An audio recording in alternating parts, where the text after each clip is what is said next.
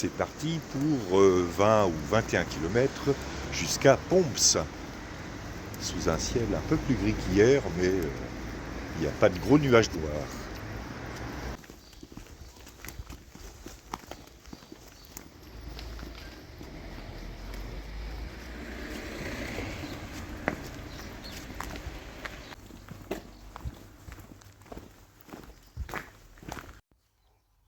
Salut le chat. Ouais, tu t'en fous, quoi. Alors, Santiago, plus que 910 km. 910 km, plus ou moins 100 ou 200 km. Les panneaux de distance, c'est très aléatoire.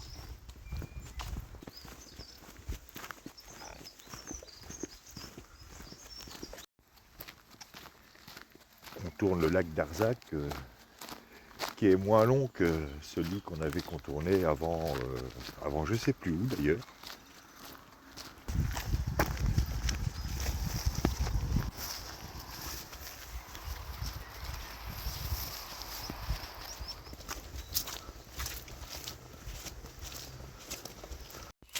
C'est encore bien boueux quand même.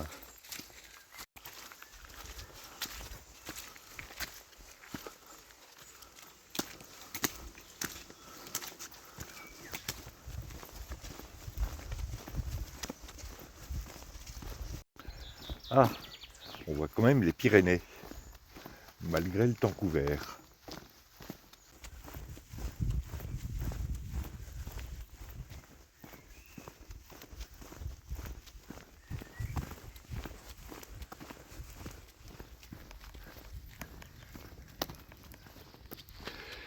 Le village dont on voit l'église sur la crête en face, je me demande si c'est pas Féchourioumaillou.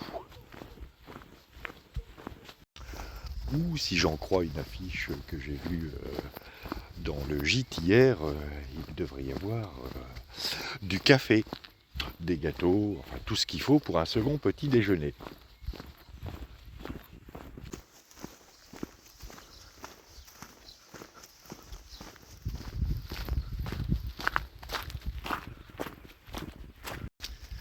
Nous sommes dans la région du Béarn.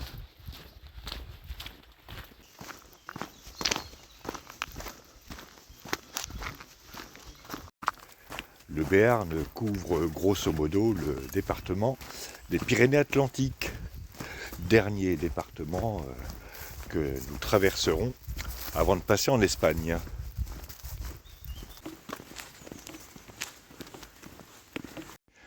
Alors ça, c'était un moulin. Et je suppose que le canal qu'on voit juste là, c'est le canal de dérivation pour actionner la roue. Et qui rejoint la rivière qu'on a passée tout à l'heure ici. Mais comme ce moulin a été rénové, la roue a disparu. Le canal de dérivation a même été en partie obturé. Si j'ai bien retenu la leçon que m'a donnée le meunier de Guédelon, le château philippien qui est en construction avec les techniques de l'époque du côté d'Auxerre.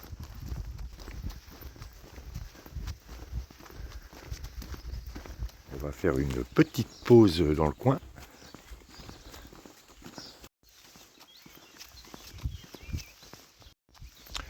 Je vous disais tout à l'heure que nous sommes dans le Béarn.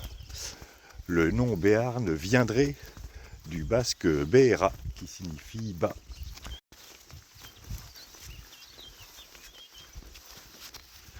Et pour la suite de la toponymie, je vous retrouve en haut, parce que là ça va grimper.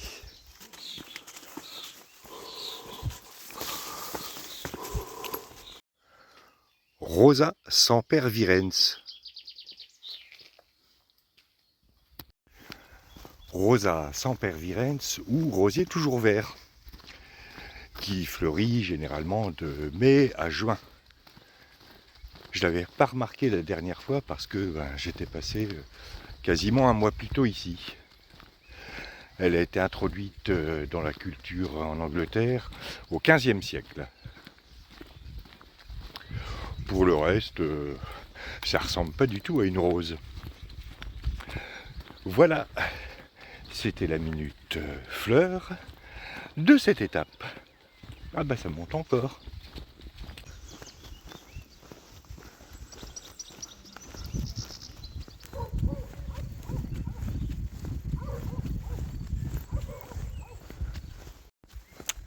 Revenons à la toponymie des villes et villages du Béarn.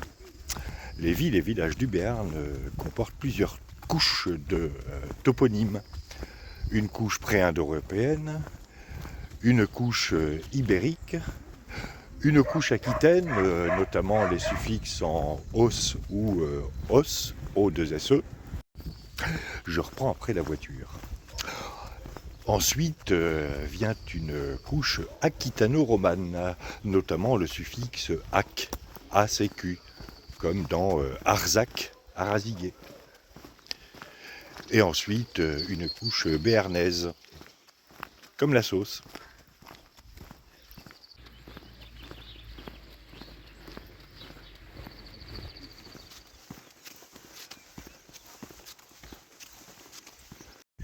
Bon, j'ai enlevé une couche parce que ce raidillon m'a donné chaud. Tout à l'heure, je disais que le Béarn était situé grosso modo dans le département des Pyrénées-Atlantiques, mais il n'occupe pas tout le département des Pyrénées-Atlantiques. Parce que dans les Pyrénées-Atlantiques, il y a aussi une partie du Pays Basque. Parce que bon, si tu commences à inclure le Pays Basque dans le Béarn, ça va pas faire.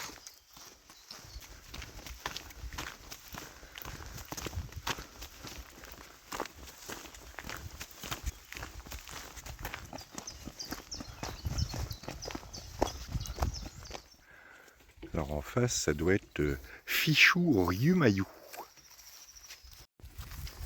Fichou-Riumayou. J'ai eu du mal avec ce nom de village. Par où nous allons passer, et comme il y a une petite vallée qui nous sépare, ça veut dire qu'il va falloir descendre et remonter.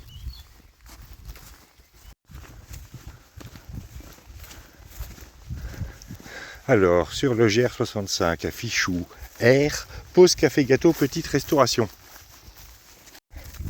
Donc, second petit déjeuner. Un double parce que j'ai la sauce béarnaise en tête et j'ai faim.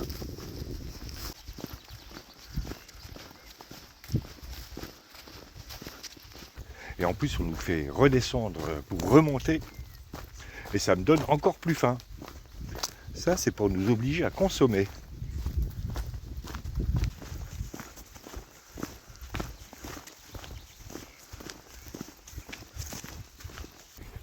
Et si vous attendez des Templiers, rassurez-vous, ça va venir, mais après le second petit déjeuner. Et si ça descend, rigolo, hein.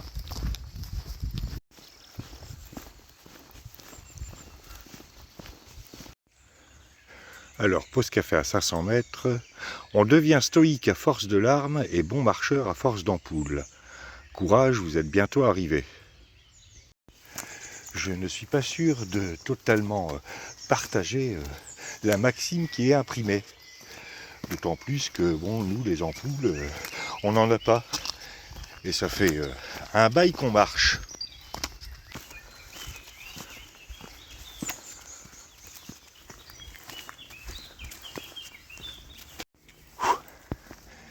Il est raide celui-là. Bon, triple petit déjeuner. Triple second petit déjeuner.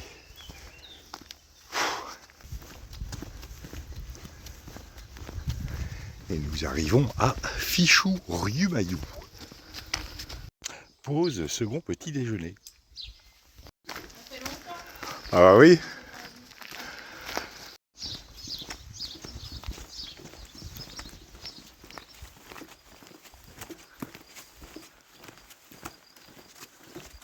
Bien, après cette pause second petit déjeuner, durant laquelle j'ai pu manger un gâteau basque aux cerises, il est temps de répartir, il nous reste 11 km à faire à peu près.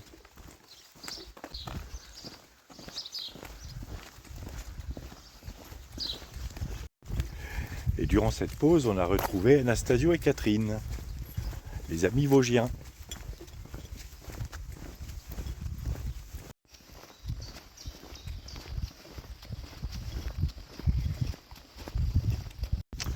Bon, je vais remettre une couche parce que la température a subitement baissé. Il y a un petit vent frais.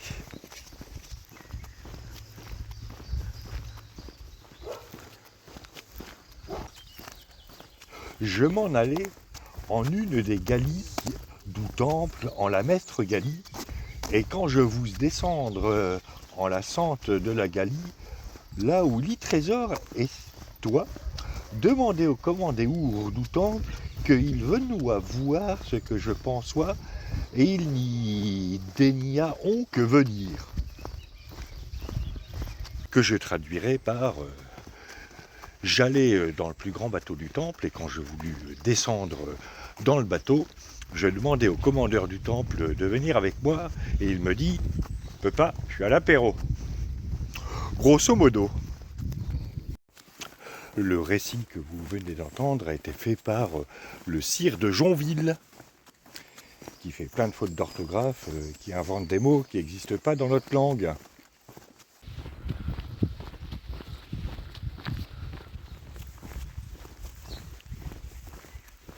Mais revenons un peu en arrière. En 1244, les Turcs reprennent Jérusalem. Zut alors! Du coup, le pape Innocent IV décrète une croisade. Encore une autre.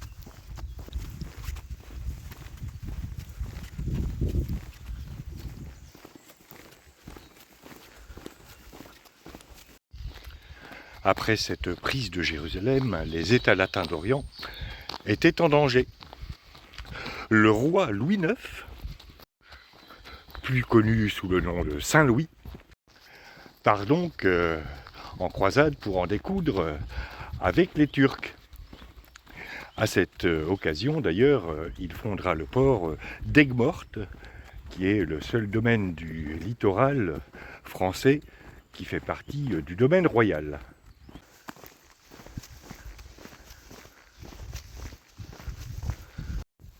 Bon, messieurs les conseillers, présentez-moi vos plans de campagne.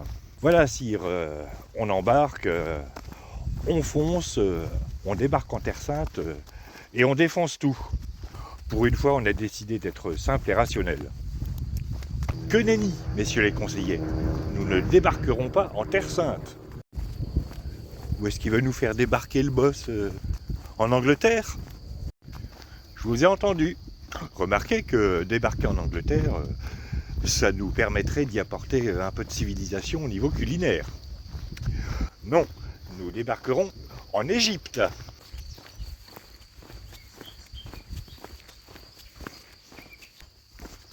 En Égypte? Mais c'est pas un peu loin de la Terre Sainte?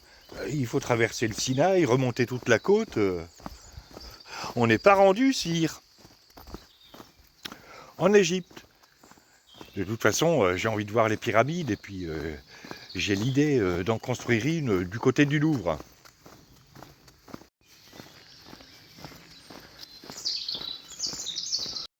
Plus sérieusement, Saint Louis comptait abattre le califat d'Égypte fondé par Saladin.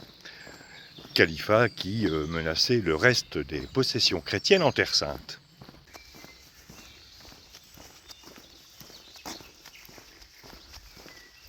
Saint Louis et ses troupes arrivent en Égypte et le sultan et ses troupes se réfugient dans la citadelle d'El Mansoura.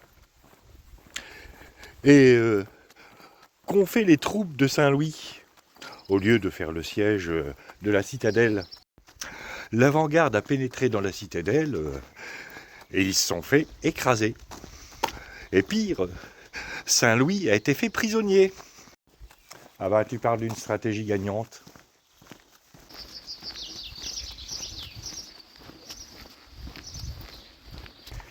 Qui dit roi prisonnier, dit grosse rançon à la clé. Ah bah tiens, ça rime. Bah voilà, ça c'était la poésie du jour. Bon, ça c'est fait.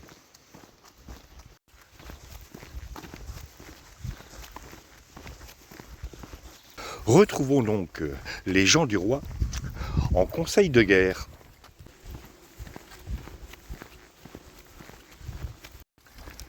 Bon les gars, On est un petit peu dans la panade. Vous savez combien on nous demande pour la rançon du roi? 200 000 livres. 200 000. Eh ben ça a drôlement augmenté le cours du roi. Ah mais ça, c'est parce que tous les rois passent par le détroit d'Ormuz. C'est bien connu. Bon, le problème, c'est qu'on n'a que 170 000 livres. Ah, il nous manque 30 000 alors. On pourrait pas juste récupérer un bout de roi. Je veux dire, 30 000, on dit 30 000, c'est le prix de ses pieds. Donc il lui coupe les pieds et on récupère ce qui reste du roi. De toute façon, après, il sera assis sur le trône. Il n'aura pas besoin de ses pieds.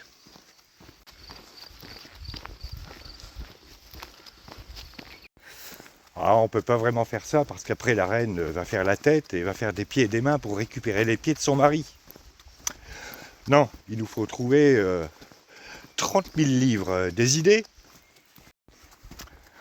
On pourrait demander aux Templiers de nous prêter un peu d'argent, ils en ont plein.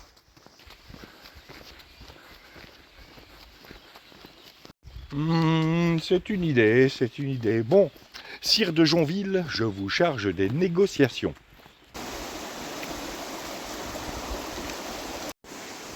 Et c'est ainsi que le sire de Jonville va voir le commandeur Étienne d'Autricourt pour négocier un prêt de 30 000 livres. Mais j'en parlerai après la petite côte.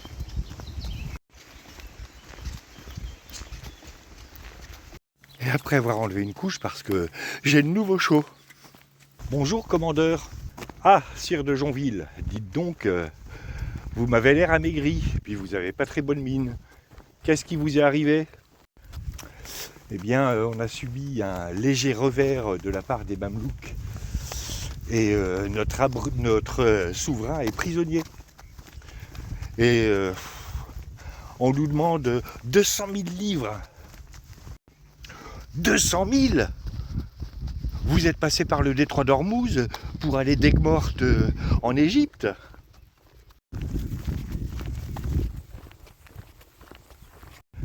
Même pas. Par contre, on a un problème. Il nous manque 30 000 livres. Et on s'était dit, mes collègues et moi, que peut-être que vous pourriez nous les prêter. Vu que vous avez plein de fonds, on vous rendra ça à Saint-Jean-d'Acre.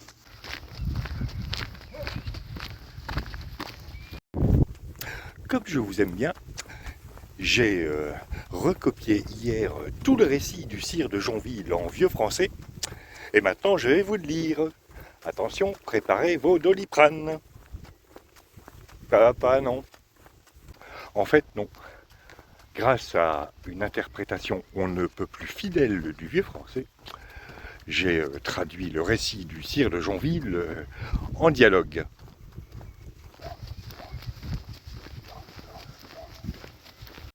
Après, écoutez, ça fait des tas de paperasses, faut faire un dossier, et puis on peut pas prêter.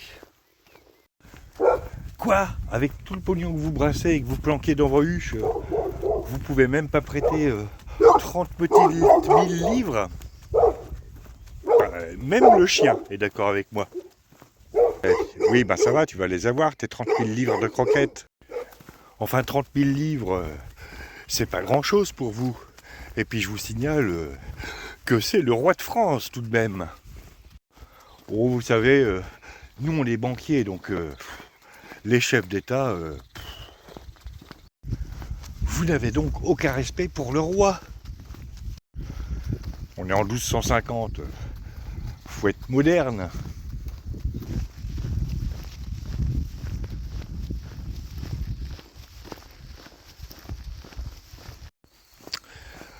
Intervient alors auprès d'Étienne d'Autricourt, le commandeur, le maréchal du Temple. Enfin politicien, il devine que si on contrarie le roi, ça risque de tourner au vinaigre dans certaines commanderies. Écoutez mon petit Étienne, bon je sais bien que normalement les fonds ne peuvent être débloqués que sur l'autorisation expresse de leur détenteur. Mais c'est le roi et puis on peut faire une exception. Vous pensez à quoi, maréchal? Eh bien, le sieur de Jonville pourrait venir vous voir prélever 30 000 livres par la force et nous n'opposerions qu'un semblant de résistance. Comme ça, l'honneur serait sauf. À la fois pour nous, parce que on dirait à nos déposants, ah bah si, on a résisté, et puis en plus, on satisferait le roi, et on ne se le mettrait pas à dos.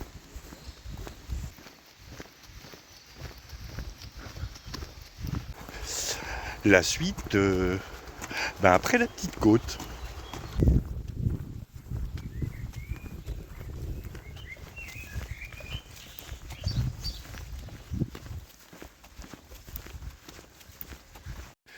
Bien, après cette petite côte, retrouvons donc le sieur de Jonville qui vient de monter dans le bateau des Templiers. Oh, toi le marin là, il est où Étienne de Tricourt? Ben, il est là-bas sur la dunette. Ah oui. Oh, Étienne, tu descends? Pourquoi faire? Je vous laisse chercher la ref. Viens, je te dis, j'ai un truc important à te dire. Bon, ok, j'arrive. Écoute Étienne, file-moi la clé de ta huche. Discute pas, c'est comme ça. C'est-à-dire que il n'y a plus rien dans la huche à pain. Là, on a fini le jeûne, donc on a tout vidé. Pas cette huche-là, l'autre huche, celle où tu planques le pognon. Ah, touche pas au Grisby.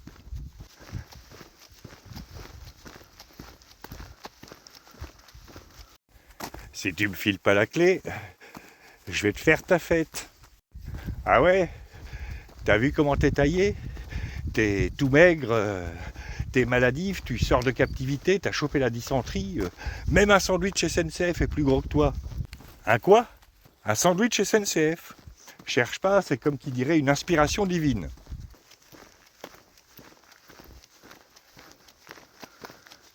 Le sire de Jonville s'empare alors d'une hache, parce qu'avoir une hache près d'une huche à pain, c'est toujours utile, au cas où le pain soit un peu rassis.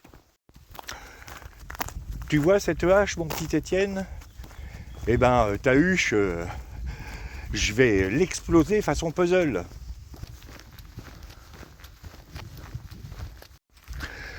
Le maréchal du Temple, qui venait juste de sortir d'un placard, intervient alors.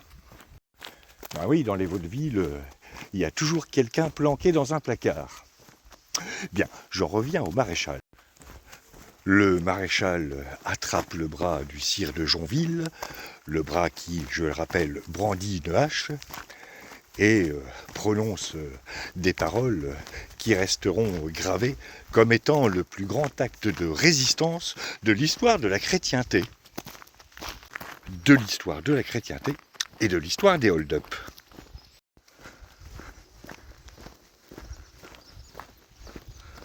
Oh, sire de Jonville, pourquoi tant de violence? Oh, nous sommes si faibles car nous avons jeûné. Nous cédons à la force. Allez, file-lui la clé, je te dis.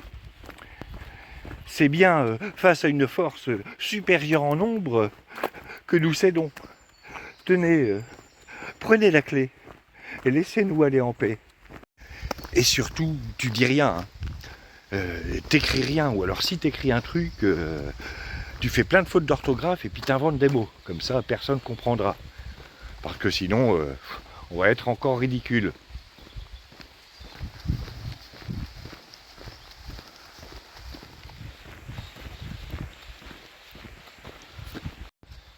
Et c'est ainsi qu'après ce qui peut être qualifié comme le casse du siècle, le sire de Jonville récupéra les 30 000 livres qui manquaient pour compléter la rançon de Saint-Louis.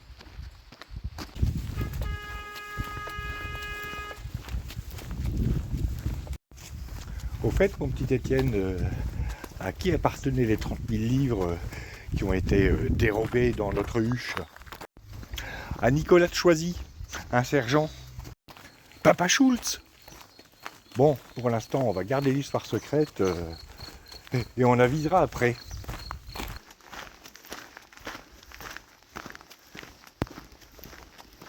Nous devrions bientôt approcher de Pomps, qui doit être à peut-être 2 km.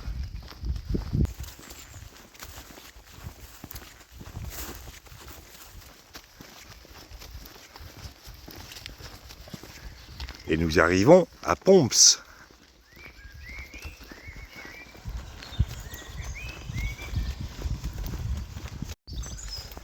Il n'y a pas beaucoup d'habitants, mais la commune est assez étendue. Enfin, le village est assez étendu. Et je viens de voir plusieurs panneaux non au méthaniseur. Tiens, j'essaierai d'en savoir plus tout à l'heure avec l'hébergeur. Alors, accueil pèlerin, épicerie, snack. C'est bien, c'est par là qu'on va. Et le gîte communal est là. Et pour l'instant, ça a l'air fermé. Je ne sais pas où on est, j'ai l'impression qu'on rentre dans une école. C'est bien, ils nous ont mis des jeux. Bon, le gîte n'ouvre qu'à 16h, je crois. Donc, on va aller se restaurer. Et on va aller se restaurer chez Cathy, qui est juste à côté. Voilà, fin de cette étape de quasiment 21 km qui a été assez cool. Demain, ça va être royal, ça va être 10 km jusqu'à Arthez de Béarn. À demain pour de nouvelles aventures.